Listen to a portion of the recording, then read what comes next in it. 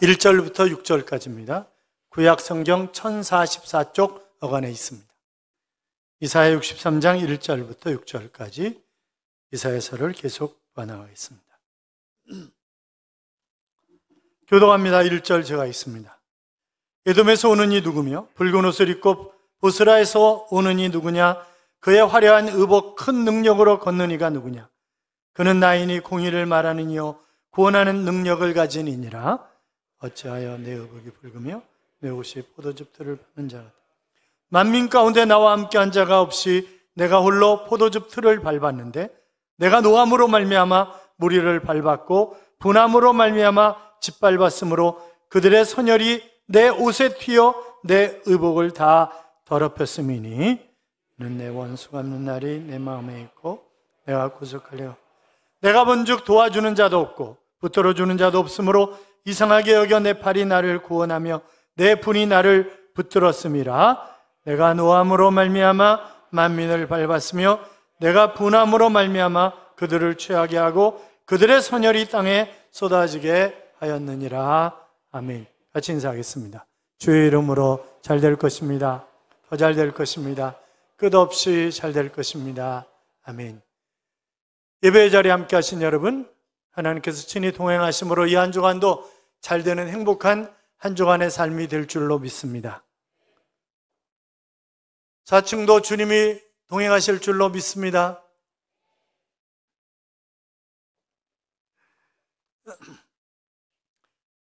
우크라이나와 러시아 그리고 지금 이스라엘과 하마스가 전쟁을 하고 있습니다만 전쟁은 절대로 일어나서는 안 되는 거죠. 전쟁하면 피해를 누구나 다 입는 것입니다. 그렇기 때문에 결단코 전쟁이 일어나서는 안 되는데 그 전에 도끼 만행 사건이라든지 북한이 이런저런 일을 할 때마다 저것들을 확 쓸어버리지 그런 생각들이 있었지만 그러나 전쟁은 일어나서는 안 되는 거죠. 전쟁은 안 하는 것이 가장 좋지만 피할 수 없는 전쟁이라면 반드시 승리해야 합니다. 전쟁은 2등이 없습니다. 전쟁에 패배하는 것, 그것보다 비참한 일은 없기 때문에 그렇습니다. 그런데 우리의 영적인 전쟁도 있잖아요. 이 영적인 전쟁은 더 말할 나위 없이 확실하게 분명하게 이겨야 하는 것입니다. 왜냐하면 우리의 영혼이 빼앗기는 것이고 우리 영혼이 죽는 것이고 영원한 세계가 걸려있는 그런 전쟁이기 때문에 그 전쟁에서는 반드시 승리해야 하는 것입니다. 그 어떤 사람도 마귀와의 이 전쟁을 피할 수가 없습니다. 그래서 예수를 구주와 주님으로 영접하게 되면 누구나 한 사람도 예외 없이 유람선을 타는 것이 아니라 전투함을 타고 우리는 영적인 전쟁을 수행해야만 하는 것입니다. 이 지구상의 인구가 얼마나 될까요? 약 80억 정도 된다고 그렇게 얘기를 합니다. 그런데 그 가운데 바로 천국에 들어갈 구원받은 사람, 예수 그리스도를 구주와 주님으로 영접한 사람이 과연 얼마나 될까라고 하는 것에 관해서 교회 성장학자들이, 성령해서학자들이, 또 많은 목회자들이 많아야 2억을 넘지 않을 것이다. 그렇게 얘기를 합니다. 자, 그렇다고 한다면 78억이라고 하는 인구가 결국 구원을 받지 못하고 영원한 지옥으로 마귀에게 끌려 들어가게 될 것입니다. 그렇기 때문에 우리가 끊임없이 복음을 전하는 것이고 목 놓아 외치고 예수 믿자고 그렇게 부르짖는 것 아니겠습니까? 성경은 구원의 복음입니다. 세상이 어떤 곳인지, 어떻게 해야 구원을 받을 수 있는 것인지, 어떻게 살아가야 하나님이 기뻐하시는 삶을 살아갈 수 있는지를 보여주는 그런 말씀이라고요. 영적 전쟁에 관한 그런 이야기를 참 많이 하고 있습니다. 특별히 구약 성경 같은 경우는 우리가 구약 성경을 이스라엘의 역사 아니냐, 그렇기 때문에 굳이 우리가 그렇게 깊이 알 필요가 있겠는가, 그렇게 생각하기 쉽지만 그것은 영적 전쟁을 그 이스라엘 역사를 통해서 우리에게 가르쳐주고 있는 그런 교훈인 것입니다. 이 전쟁은 지금도 일어나고 있고 바로 우리의 전쟁입니다. 오늘 본문은 기도하다가 지친 하나님의 백성들에게 선지자를 통해서 보여주신 그런 환상인데, 보초병이 높은 망대에 서가지고 만원경을 가지고 저 멀리 누가 오나 아주 조심스럽게 바라보는 것입니다. 전방을 주시하는 것입니다. 저 멀리 지평선에서 누군가 붉은 옷을 입고 옵니다. 바로 에돔에서 오고 있는 것입니다. 자, 1절 봐요. 같이 읽어요. 에돔에서 오는 이 누구며 붉은 옷을 입고 보스라에서 오는 이 누구냐? 그의 화려한 의복 큰 능력으로 걷는 이가 누구냐? 그는 나이니 공의를 말하는 이요 구원하는 능력을 가진 이니라. 아멘. 자, 보스라는 에돔의 수도입니다. 그러니까 에돔에서 누군가가 올라오는 것을 볼 수 있는데, 그런데 그의 옷이 피로 물들어 있다는 것입니다. 자, 그러니까 이 사람은 분명히 큰 싸움을 하고 오는 것인데, 그런데 패배자의 모습이 아니라 너무나 당당한 승리자의 모습으로 개선장군으로 지금 등장하고 있는 것입니다. 여러분, 에돔은 야곱의 형 에서의 후손이잖아요. 하나님의 백성인 야곱의 후손 이스라엘을 늘 괴롭힌 민족이 바로 이 에돔 족속들입니다. 그래서 에돔 족속 그러면 하나님의 자녀들을 대적하는 그런 모든 세력을 의미한다, 그렇게 얘기할 수 있을 것입니다. 에돔에서 올라오는 이분이 누구이십니까? 바로 하나님이십니다. 공의를 말하는 이요 구원하는 능력을 가지시니다, 이렇게 말씀하고 있으니까 하나님이 아니겠어요? 그러니까 하나님과 회목하라, 하나님과 화해하라, 하나님의 은총을 받아들이라 라고 하는 그런 말씀을 쭉 계속해서 해나가는 것을 우리가 볼 수 있는데, 이것은 바로 우리를 구원하시는 메시아를 의미하는 것이다, 그렇게 얘기할 수 있습니다. 자, 이 환상이 주는 메시지가 무엇이겠습니까? 그것은 한마디로 얘기한다면 바로 승리를 의미하는 것입니다. 성경에서 이 에돔과의 전쟁, 그러니까 하나님의 백성을 괴롭히는 모든 세력들과의 전쟁에서 반드시 승리하게 되어 있는데, 그 승리를 가져오신 분이 누구냐? 바로 하나님이시란 말이죠. 바로 예수 그리스도이십니다. 그분의 걸음은 위풍당당합니다.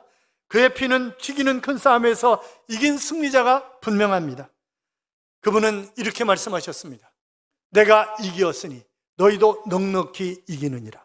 사랑하는 여러분, 우리에게는 승리가 보장된 줄로 믿습니다.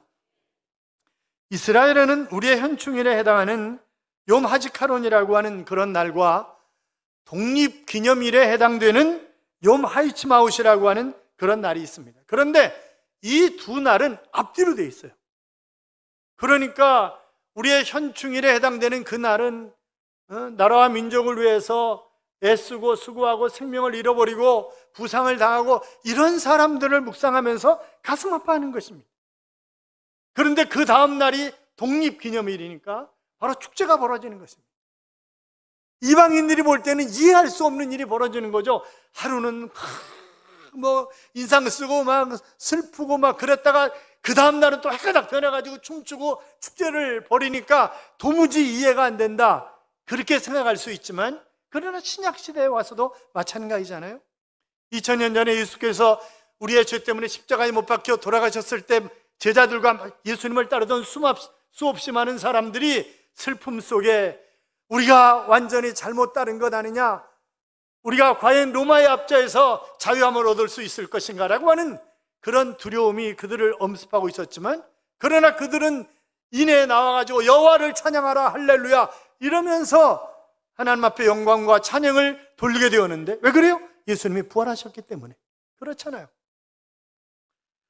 사랑하는 성도 여러분, 과거에 힘들고 어려울 때 환상 가운데 나타났던 하나님은 지금도 특별한 방법으로 우리에게 얼마든지 나타나실 수 있는 그런 하나님이시지만, 우리가 기도할 때, 우리가 찬송을 부를 때, 우리가 말씀을 묵상할 때, 우리가 말씀을 들을 때 그 말씀 속에 우리에게 나타나셔서 우리와 함께 하시는 그런 하나님이십니다.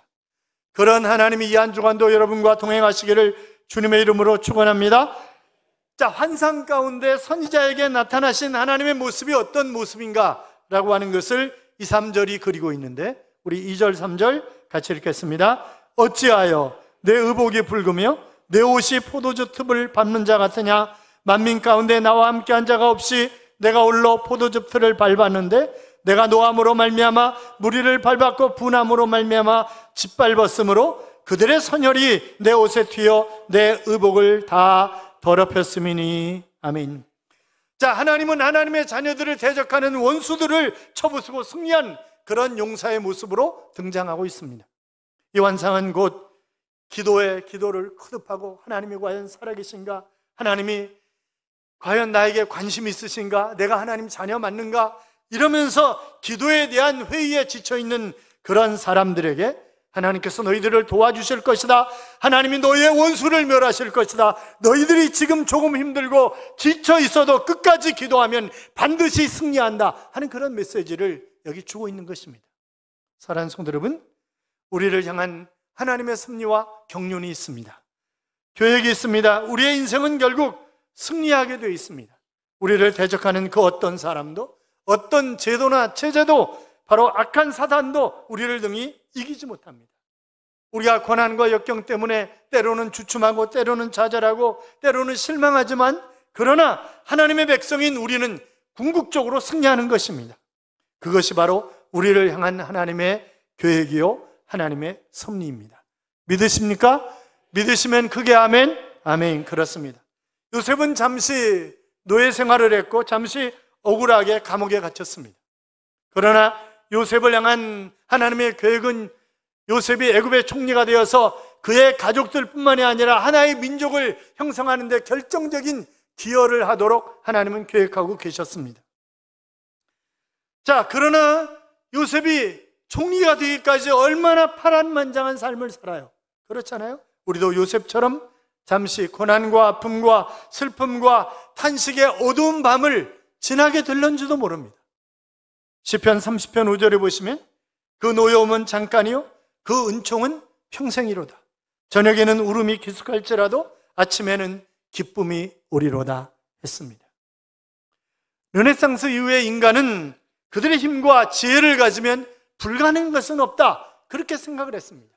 하나님 없이도 우리가 얼마든지 무엇이든지 해가면서 멋지게 살아갈 수 있다, 그렇게 생각했던 것이 바로 르네상스 이후의 인간입니다. 그래서 이성을 중시했습니다.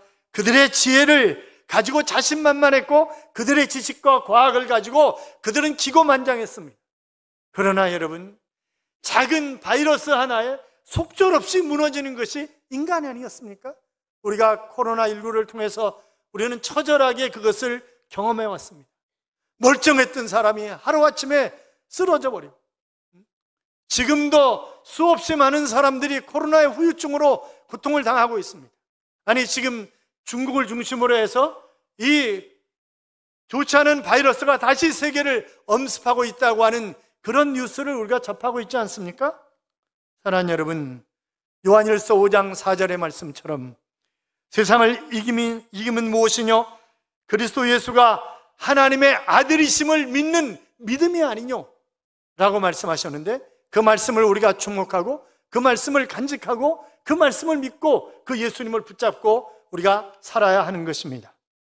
철벽처럼 눌려있고 빙산처럼 얼어붙은 이 세상에 좋지 못한 그런 것들을 극복할 힘과 지혜, 그리고 꼼짝할 수 없도록 결박된 자기 자신의 부조리와 시원스럽게 쳐버릴 힘과 지혜, 그것은 바로 믿음에 있는 것입니다. 참으로 인간이 역사를 가치 있게 창조하고 자기 운명을 스스로 개척하여 나아가는 것은 믿음의 마음, 믿음의 생활에서 가능한 것입니다. 인간이 지닐 수 있는 최고의 능력이 있다면 그것은 권력이나 금력이나 과학의 힘이 아니라 바로 믿음의 힘, 신앙의 힘입니다.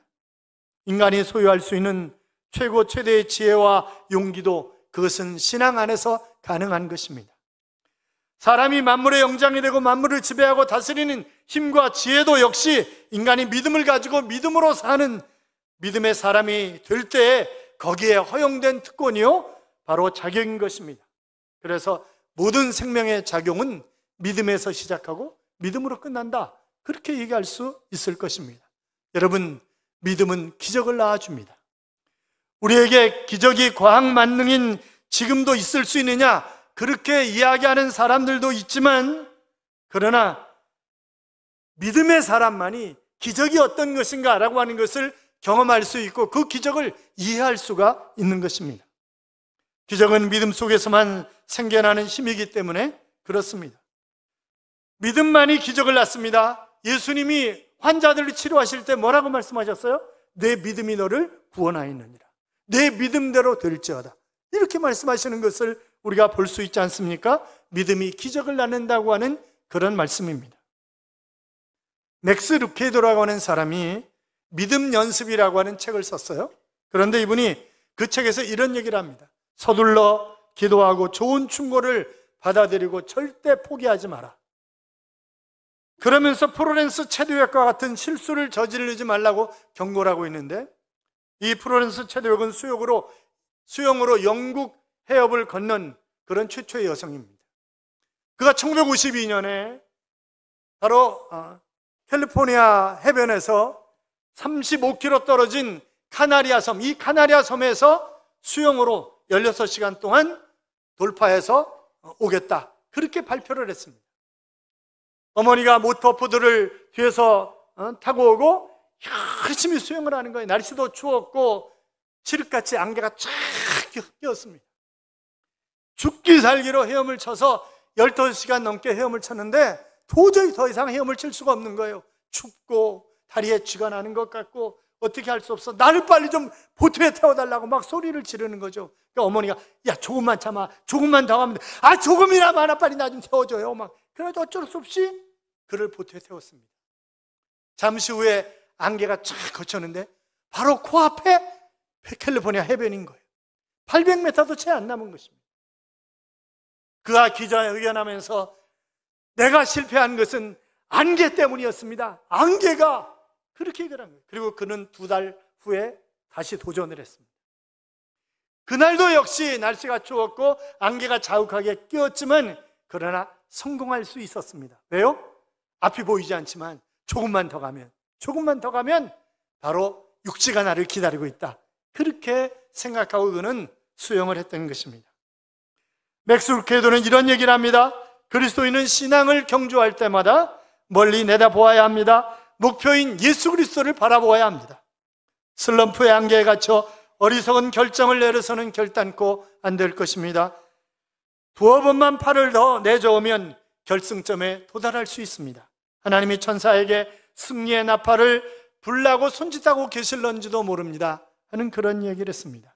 사랑하는 여러분, 문제만 바라보고 포기하십니까? 문제 너머에 있는 주 예수 그리스도를 바라보시기 바랍니다. 믿음이 이기는 것입니다. 예수님을 바라보는 믿음이 우리에게 승리를, 기적을 안겨주는 것입니다. 믿음은 천만 억만의 군대보다도 더 힘센 장수이고 그 어떤 무기보다도 강력한 무기가 바로 믿음입니다. 100메가톤의 원자 수소폭탄보다도 더 힘센 무기가 바로 믿음입니다. 인간의 역사는 이 사실을 역력하게 가르쳐주고 있는 것입니다. 세계 역사는 믿음이 있는 사람들에 의해 이루어져 온 것입니다. 누가요? 하나님이 그들을 사용하셨기 때문에 그것은 가능한 일이었습니다. 하나님은 승리자로 이 땅에 오셨습니다. 하나님은 우리에게 승리를 안겨주기 위해서 이 땅에 오신 것입니다. 자, 그렇다면 언제 우리를 구원하시고 언제 우리를 고통에서 건져내시고 언제 우리를 승리하게 하시는 것입니까? 자, 4절 5절 보세요. 4절 5절 같이 읽습니다. 이는 내 원수 갚는 날이 내 마음에 있고 내가 구속할 해가 왔으나 내가 본즉 도와주는 자도 없고 붙들어주는 자도 없으므로 이상하게 여겨 내 팔이 나를 구원하며 내 분이 나를 붙들었음이라. 아멘. 하나님께서 우리를 괴롭히는 그 원수들을 바로 파괴시키고 우리의 원수를 갚아주는 그런 날이 있다는 것입니다. 하나님의 시간표에는 우리의 눈물을 닦아주시고 슬픔을 거두어 가시고 우리를 영광스럽게 하는 그런 때가 있다는 것입니다. 내가 본즉 도와주는 자도 없고 붙들어주는 자도 없으며 그랬는데, 아무도 도와주는 자가 없을 때 마치 인생의 막장에 내가 서 있는 것처럼 이제 끝났구나 라고 생각할 그때 하나님은 내 손을 붙잡고 나를 일으켜 세우시는 것입니다. 철저한 고독, 철저한 실패, 철저한 침묵 속에서 우리를 도우시는 하나님을 만나시기 바랍니다. 18세기 말부터 19세기 초까지 유럽을 지배한 프랑스의 나폴레옹은 육군 상한학교를 다닐 때 그는 왕따였다고 합니다. 코르시카의 가난뱅이, 촌놈, 땅딸보 그러면서 놀려대는 거죠. 너무 계속해서 놀리고 왕따를 시키니까 내가 과연 육군사관학교를 계속 다녀야 될 것인가 말 것인가라고 고민하면서 어머니에게 편지를 쓰는 거죠. 이 못된 인간들이 저를 이렇게 놀립니다. 도저히 제가 견딜 수가 없습니다. 그렇게 편지를 보냈더니 어머니가 이렇게 답장을 해오셨습니다. 아들아, 비굴해주지 마라. 좋은 환경에서 영웅이 탄생한 예는 없다. 내가 무서운 적이 있다면 바로 허영과 사치일 것이다. 가장 귀한 친구는 독서라고 생각해라. 나는 절대 낙심하지 않는다. 왜냐하면 너는 역경을 능히 헤쳐나갈 결심을 벌써 했을 것이기 때문이다. 그 편지가 나폴레옹을 나폴레옹답게 만든 것입니다. 그가 육군사관학교를 졸업할 때 58명 중에서 42등이었어요. 잘한 건 아니잖아요. 그렇잖아요.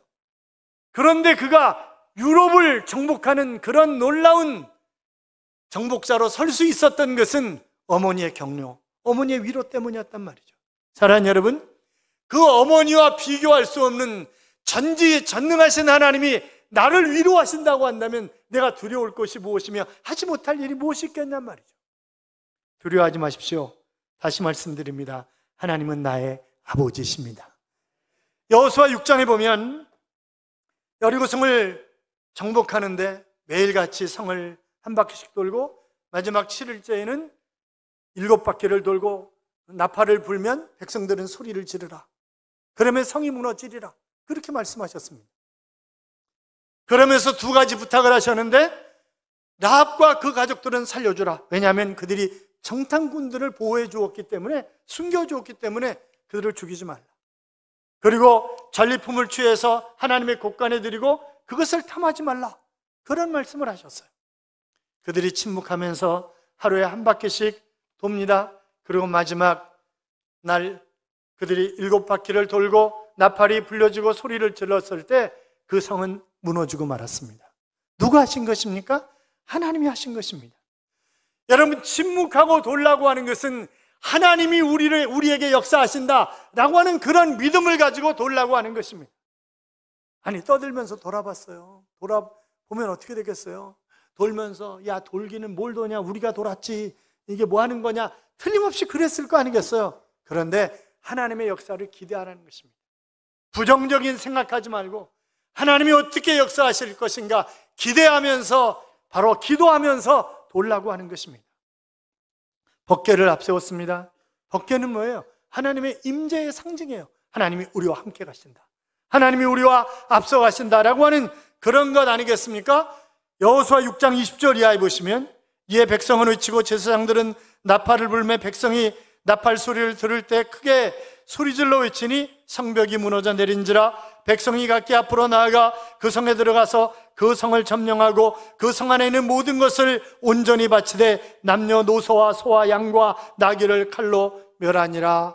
할렐루야. 결국 놀랍게, 그래서 어떤 성경 해석학자들은 바로 그때 하나님이 지진을 기가 막히게 사용하셨다, 그렇게 이야기하는 사람들도 있습니다만, 난공불락의 요새가 그 소리에 와르르 무너진 것입니다.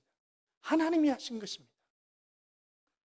이사야 35장 2절 이하에 보면 너희는 약한 손을 강하게 하며 떨리는 무릎을 굳게 하며 겁내는 자들에게 이르기를 굳세어라, 두려워하지 말라. 보라, 너희 하나님이 오사 보복하시며 갚아주실 것이라. 하나님이 오사 너희를 구하시리라. 그렇게 말씀하셨습니다. 하나님의 일하심에 대한 간절함과 안타까움이 있기에 외치는 것입니다. 외치니까 놀라운 역사가. 사랑하는 성도 여러분, 실패 또 실패, 실패의 연속이기 때문에 의욕과 희망을 잃어버리셨습니까? 하나님께서 곧 우리를 도우러 오실 것입니다.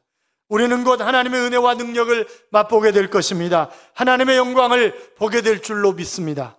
누가복음 6장 20절 이하에 보면 가난한 자는 복이 있나니 하나님의 나라가 저희 것이며 이제 줄인 자는 복이 있나니 너희가 배부르면 얻을 것이며 이제 우는 자는 복이 있나니 너희가 웃을 것이며 인자를 인하여 사람들이 너희를 미워하고 멀리하고 욕하고 너희 이름이 약하다 하여 버릴 때에는 너희에게 복이 있도다. 그날에 기뻐하고 뛰놀라 하늘에서 너희의 상이 큼이라 하셨습니다. 사랑하는 성도 여러분, 전쟁은 반드시 승리해야 합니다. 영적 전쟁은 더 말할 나위 없이 반드시 승리해야 합니다. 하지만 어떻게 해야 승리하는 것입니까? 방법은 한 가지입니다. 하나님이 함께 하셔야 합니다. 그런데 하나님이 아무에게나 함께 하시는 것 아니잖아요. 바로 나를 위해 하나님이 예수 그리스도를 이 땅에 보내시고 그 예수 그리스도가 나의 죄 때문에 십자가에 못 박혀 물과 피를 다 쏟으시고 나를 구원하셨다고 하는 그것을, 그래서 내가 그 예수님을 구주와 주님으로 영접하고 그 주님을 바라보는 사람들에게 함께 하시는 것이고 성령이 안에 들어오셔서 인도하시는 것이지 아무에게나 함께 하시는 것 아니잖아요. 사랑하는 여러분, 믿음의 사람이 되시기 바랍니다. 삶에 지쳐 어덕일 때 믿음의 주요 온전케 하시는 이인 예수를 바라보는 것입니다. 우리를 향해 오실 것입니다. 영광스러운 모습으로 구원의 큰 능력으로 오시는 분, 그분이 우리 아버지십니다. 우리를 격려하시고 응원해 주시는 주님, 결국 우리로 승리하게 하시는 주님을 바라보며 힘있게 전진하는, 승리하는 그런 삶을 살아가는 하나님의 자녀들이 되시기를 주님의 이름으로 축복합니다. 이런 찬양이 있죠. 우리 주는 위대하며 능력이 많으시도다. 그의 지혜에 무궁하며 인자는 영원하도다. 상한 자를 고치시며 상처를 싸매시도다. 별들의 수를 세시며 이름을 붙이셨도다. 그가 구름으로 하늘을 덮으시며 땅을 위하여 비 준비하시니 예루살렘아 여호와를 찬송할지어다. 내 하나님을 감사함으로 그 앞에 나아가며 주 임재 앞에 경배해라고 하는 그런 찬양입니다. 성경에 보면 비가 오지 않을 때 비를 구하라. 그러면 하나님께서 비를 주시겠다. 그렇게 말씀하셨습니다. 그분은 위대하시고 능력이 많으신 그런 하나님이십니다. 그 하나님을 의지하고 믿음으로 예수를 바라보고 달려감으로 멋지게 승리하는 삶을 살아가시기를 주님의 이름으로 축복합니다.